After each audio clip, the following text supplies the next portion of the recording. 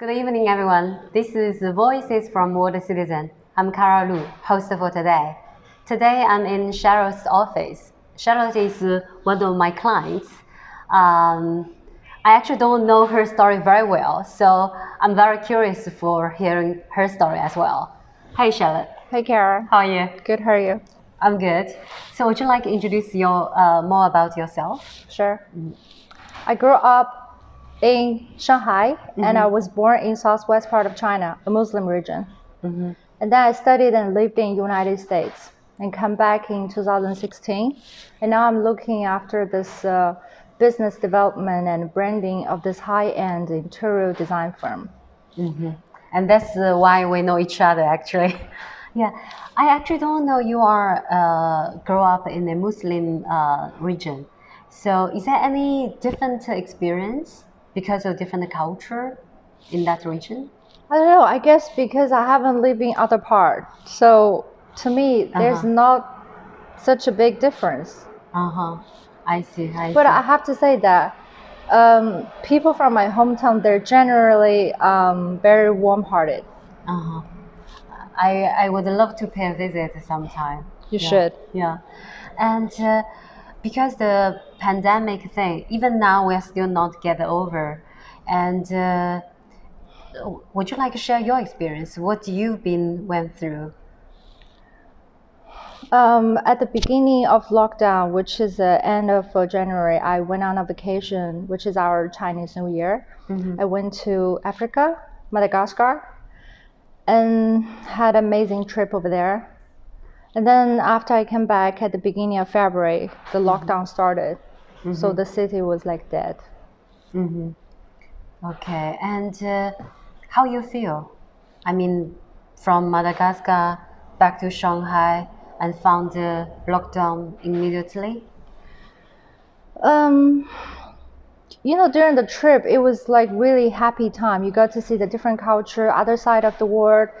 Especially for me, I've seen the limas, which is my dream of my life, to feed the limas by my own hands. Yeah. Nice. But then after you have experienced and see what kind of life they have over there, the lockdown actually wasn't that bad. The land in Africa is so poor that they couldn't grow anything valuable.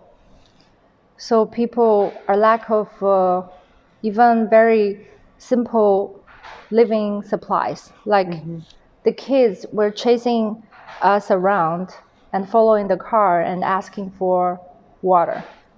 So I was really shocked.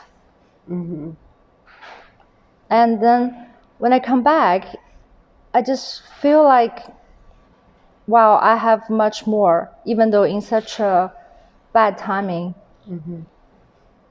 I've heard people say that you don't know what is enough until you know what is more than enough. Wow.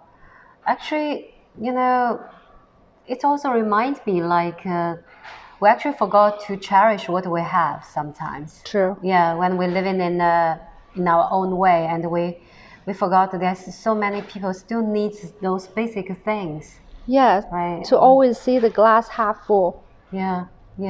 And I think that's also why it's so important for people to encourage people to travel, to experience different culture. Right. And if possible, to help, right? True. Yeah. True. Yeah, I always want to go to Africa. Actually, the last weekend, I was talking with several friends, say we should make the trip come true by 2022. It's definitely worth going. Yeah.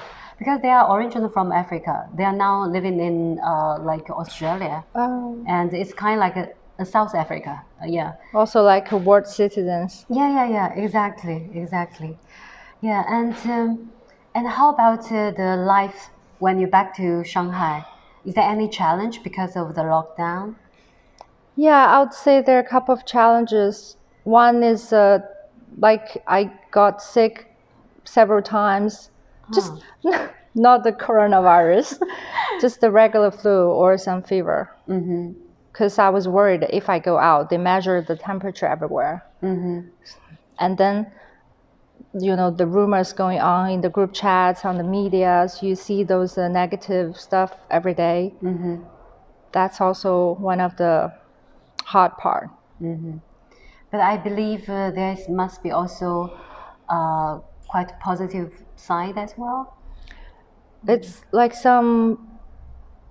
especially some people have showed their leadership quality or some well-being during this negative situation. So many people we have to thankful to be appreciated. Those medical workers who work at the front line, and those friends who always sending the care, the love, and friends helping us to video chat us, to support us during our lockdown. Yeah, those friends from elsewhere in on the world, outside of China, yeah, everywhere.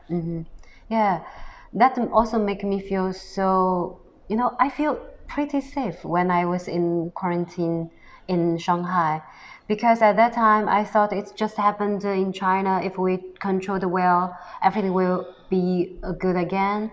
And I received so many warm greetings from those friends I may lost in contact before, because we are in different parts of the world. But all of a sudden, everyone come back and they sing all those nice words and saying, "You will be okay, don't worry."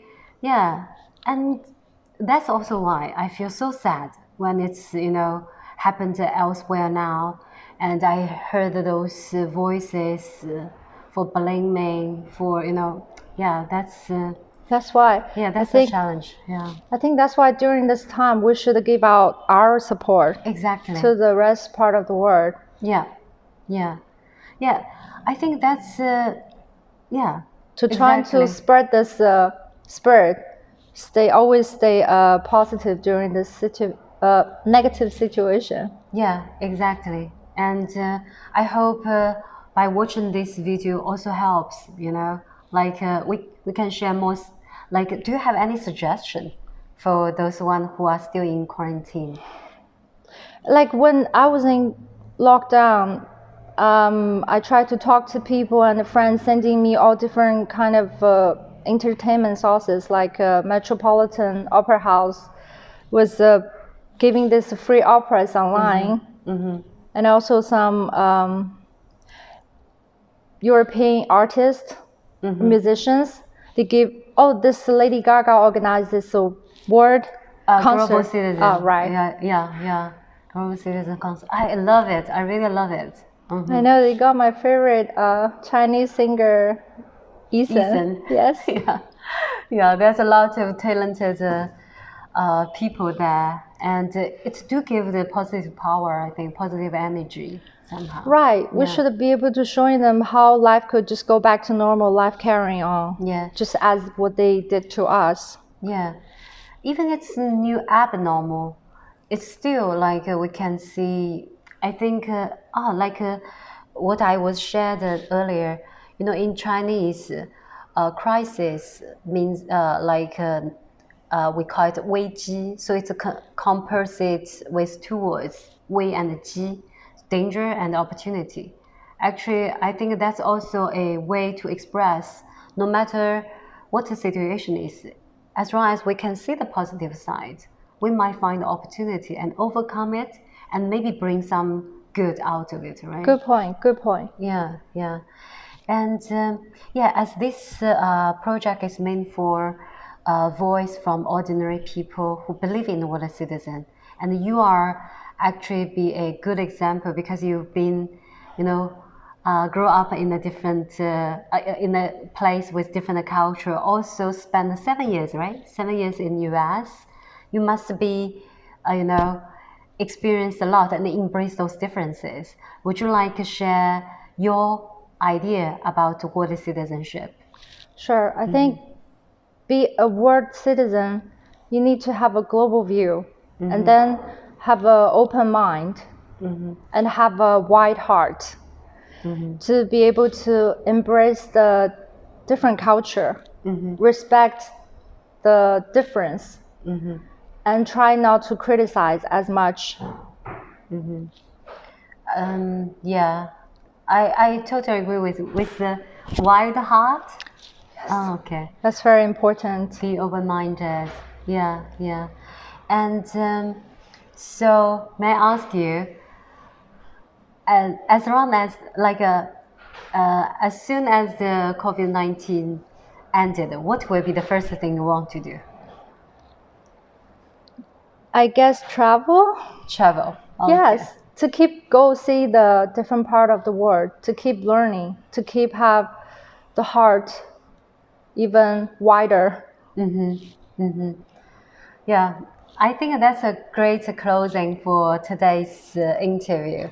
You know, travel. Like world citizen, I think traveling is an amazing activity, which give you the opportunity to experience the different culture, to try to understand each other, to embrace the differences, also to be humble to learn. I guess.